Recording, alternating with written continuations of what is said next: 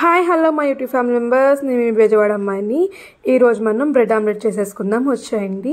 ఈ కూల్ క్లైమేట్లో వేడివేడిగా మనం బ్రెడ్ ఆమ్లెట్ అని తింటే చాలా అంటే చాలా టేస్టీగా ఉంటుంది. మా ఆయన బ్రెడ్ ఆమ్లెట్ చేయమని అడిగారు. వర్షం పడుతుంది కదా బయట, వెదర్ చల్లగా ఉన్నప్పుడు అంటే వేడివేడిగా చేసుకొని తింటే చాలా అంటే చాలా బాగుంటుంది. ఫస్ట్ నేను స్టవ్ ఆన్ చేసి ప్యాన్ పెట్టేసుకున్నానండి. ఒక 3 or 4 బ్రెడ్స్ తీసేసుకొని ప్యాన్ మీద పెట్టేసుకొని సిమ్లో పెట్టేసుకున్నాను. ఈలోపు ఒక పెద్ద సైజు ఆనియన్ తీసుకొని చిన్న చిన్న ముక్కలుగా చాప్ చేసుకున్నాను. కట్ చేసేసుకొని పక్కన పెట్టేసుకున్నాను. తర్వాత ముందుగా మనం బ్రెడ్స్ అనేది ఒక సైడ్ అనేది ప్యాన్ మీద పెట్టుకున్నాం కదా, అది టర్న్ చేసుకోవాలండి. సెకండ్ సైడ్కి మనం తిప్పేసుకొని పక్కన ఉంచేసుకోవాలి.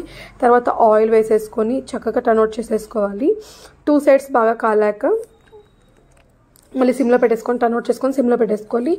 తర్వాత ఆనియన్స్ కట్ చేసుకున్నాం కదా, అదేవిధంగా పచ్చిమిరకాయలు కూడా 6-7 పచ్చిమిరకాయలు తీసుకొని చాలా అంటే చాలా చిన్నగా చాప్ చేసుకోవాలండి. ఏంటంటే పిల్లలు తిన్నా కూడా మనకి పచ్చిమిరకాయ వేసాము అని పిల్లలకి అనిపించకూడదు, స్పైసీగా కూడా అనిపించదు. ఎందుకంటే చిన్న చిన్న ముక్కలు ఉంటాయి కాబట్టి వాళ్ళకి తెలియదు. ఇంకా పచ్చిమిరకాయలతోనే వేస్తాను. కారం అనేది చాలా తక్కువ వేసుకుంటాను, అందుకే పచ్చిమిరకాయలు అనేది ఒక 6-7 పైన తీసుకున్నాను అన్నమాట. వీటిని చక్కగా చాప్ చేసేసుకోవాలి. చిన్న చిన్న ముక్కలుగా చాప్ చేసేసుకొని మనం పక్కన ఉంచేసుకోవాలి. 1-2 రెమ్మల కరివేపాకు కూడా వేసుకోవాలండి. కరివేపాకు కంటికి చాలా మంచిది కదా.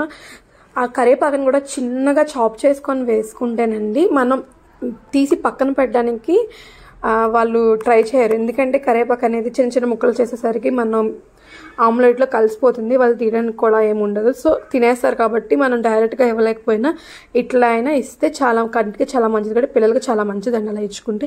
సో నేను కరివేపాకు కూడా చిన్న చిన్న ముక్కలు కట్ చేసేస్తున్నాను, చేసి పక్కన ఉంచేసుకున్నాను. తర్వాత బ్రెడ్స్ అనేది కాలనీయండి, చక్కగా కాలనీ ఒక ప్లేట్లోకి తీసేసుకొని స్టవ్ అనేది ఆఫ్ చేసేసుకున్నాను. నేను చెప్పాను కదండి కరివేపాకు చిన్న చిన్నగా కట్ చేశానని. సో ఇలా కట్ చేసేసుకున్నాను, చాలా చిన్నగా అంటే చిన్నగా చాప్ చేసేసుకున్నాను కరివేపాకు. ఇదంతా పక్కన పెట్టేశాను. తర్వాత ఒక బౌల్ తీసుకొని దాంట్లో మనం ముందుగా చాప్ చేసుకున్న గ్రీన్ చిల్లీ అండ్ ఆనియన్ అవన్నీ వేసేసి కరివేపాకు వేసేసుకోవాలి. తర్వాత ఒక 1/2 tablespoon జీలకర్ర వేసుకోవాలి. జీలకర్ర పొడైనా వేసుకోవచ్చు, జీలకర్ర వేసుకోవచ్చు అండి. తర్వాత ఒక 1/2 tablespoon పసుపు వేసుకోవాలి. ఒక 1/2 tablespoon కారం వేసుకోవాలి. చెప్పాను కదండి కారం తక్కువ వేస్తా అని, అందుకని ఒక 1/2 tablespoon కారం వేసుకోవాలి. తర్వాత మిరియాల పొడి 1/2 tablespoon వేసుకోవాలండి. తర్వాత గరం మసాలా ఒక 1/2 tablespoon అండ్ ధనియా పౌడర్ ఒక 1/2 tablespoon వేసుకోవాలి. తర్వాత గ్రీన్ చిల్లీ సాస్ అనేది మనకి సూపర్ మార్కెట్లో అవైలబుల్గా ఉంటుంది కదండి. సో గ్రీన్ చిల్లీ సాస్ అనేది ఒక 1.5 tablespoon or 2 tablespoon వేసుకోవచ్చు. స్పైసీ కోసం ఏంటంటే కారం అనేది వేయనండి, సో వీటి వరకే వేసుకుంటున్నాను. ఇదంతా వేసేసి చక్కగా ఎక్కడ మసాలా ఉండిపోకుండా మొత్తం అనేది మనం మిక్స్ చేసుకోవాలి. సారీ అండి, నేను ఉప్పు మర్చిపోయాను, ఉప్పు వేసుకున్నాను లాస్ట్లో. చక్కగా మనం మిక్స్ చేసేసుకోవాలి. ఏంటంటే మనం ఆనియన్స్లో మిక్స్ చేస్తే అది ఉండలుగా కానీ ఎక్కడైనా ఒక దగ్గర కారం ఉండడం కానీ జరగదండి. ఎగ్స్ వేసాక మనం ఎగ్స్ వేయక ముందు చక్కగా మిక్స్ చేసేసుకోవాలి. తర్వాత నేను 3 eggs అనేది వేసేసుకున్నాండి. ఎగ్స్ వేసుకున్నాక చాలా బాగా బీట్ చేసుకోవాలండి. ఎగ్ అనేది egg white and egg yellow ఉంటుంది కదా, ఆ రెండు చక్కగా కలిసిపోవాలి. చక్కగా కలిసిపోతే చాలా అంటే చాలా ఆమ్లెట్ అనేది ఫ్లఫీగా వస్తుంది. చాలా అంటే చాలా టేస్టీగా కూడా ఉంటుంది. మొత్తం మిక్స్ చేసేసుకోవాలి. ఎక్కడ వేది మిక్స్ అవ్వకుండా ఉండిపోకుండా మనం మిక్స్ చేసుకోవాలి. బాగా బీట్ చేసేసుకోవాలండి. చూడండి ఎలా చేస్తున్నాను, సేమ్ అట్లా బాగా బీట్ చేసేసుకోవాలి. మనం బీటర్ అయినా ఉపయోగించుకోవచ్చు, విస్కర్ అయినా ఉపయోగించుకోవచ్చు. సో నేను స్పూన్తోనే బీట్ చేసేసుకుంటున్నాను. ఇలా బీట్ చేసిందని పక్కన పెట్టేసుకొని మొత్తం చక్కగా కలిసిపోయాక పక్కన పెట్టేసుకోవాలండి. స్టవ్ ఆన్ చేసుకొని ప్యాన్ పెట్టుకొని మనం ముందుగా ఒక 1 tablespoon ఆయిల్ వేసుకోవాలండి. ఆయిల్ వేసుకొని మొత్తం స్ప్రెడ్ అయ్యేలాగా మనం దాన్ని స్ప్రెడ్ చేసేసుకోవాలి. నేను స్టాచ్యూతో కలిపేసుకుంటున్నానండి, దాన్ని మొత్తం స్ప్రెడ్ చేసేస్తున్నాను. మీరు కూడా అలానే చేసేసేయండి. లేదు అంటే కాటన్ క్లాత్ తీసుకొని దాంతో కూడా మనం మొత్తం స్ప్రెడ్ చేసేయచ్చు.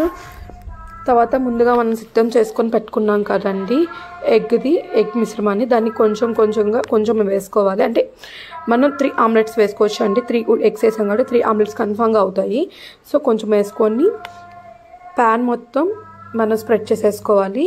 తర్వాత మనం ముందుగా కాల్చుకొని పెట్టుకున్నాం కదండి బ్రెడ్ అనేది రోస్ట్ చేసుకొని, ఆ బ్రెడ్ అనేది కొంచెం గట్టిగానే రోస్ట్ అవ్వాలండి. అది కొంచెం మెత్తగా ఉన్నప్పుడు మనం పెట్టేస్తే బ్రెడ్ అనేది మెత్తగా ఉంటుందండి, బాగా రోస్ట్ అవ్వదు. సో నేను బ్రెడ్ అనేది చాలా హార్డ్గా, అంటే దాన్ని రస్క్ లాగా జస్ట్ విరిగిపోయేంతలాగా నేను రోస్ట్ చేసుకున్నాను. మీకు కనిపిస్తూనే ఉంటుంది.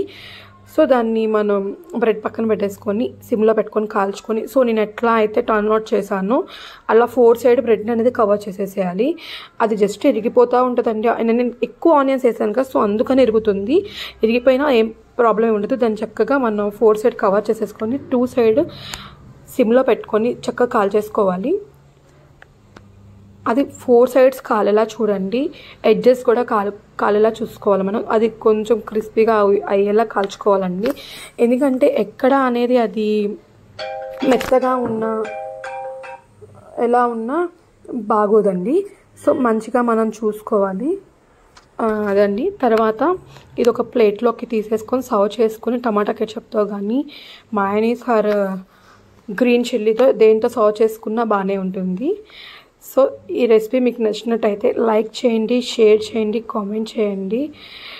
మరిన్ని మీకు ఇంకా వంటకాలు కావాలంటే మీరు కామెంట్ రూపంలో నాకు తెలియచేయండి. ఈ వీడియో కనుక మీకు నచ్చినట్టయితే చెప్పాను కదండి, సబ్స్క్రైబ్ చేసుకోవడం మాత్రం మర్చిపోకండి. Thank you for watching. మీకు ఇంకేమైనా వీడియోస్ కావాలంటే ఎగ్తో నాకు కామెంట్ రూపంలో తెలియజేయండి, నేను అవి చేసి పోస్ట్ చేస్తాను.